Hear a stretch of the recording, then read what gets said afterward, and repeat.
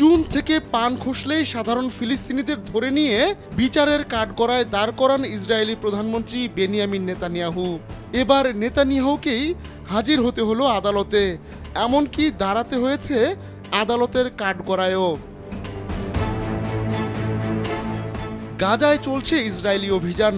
লেবাননের সঙ্গে যুদ্ধবিরতি করলেও সেখানেও থেমে নেই ইসরায়েল।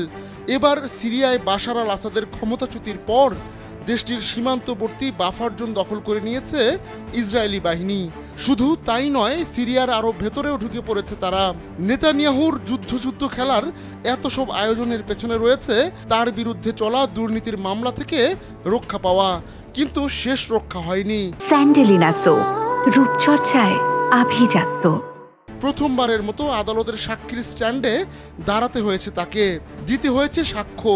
এখন আগামী কয়েক সপ্তাহ কোর্ট রুম আর ওয়ার রুমের মধ্যে দৌড়ঝাঁপ করতে হবে তাকে।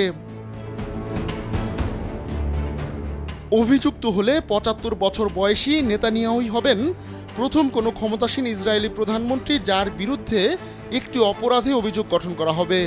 ইসরায়েলের ইতিহাসে সবচেয়ে দীর্ঘ সময় প্রধানমন্ত্রী থাকা নেতানিয়াহু সেই ২০০৯ সাল থেকে প্রায় বিরতিহীনভাবে ক্ষমতায় রয়েছেন।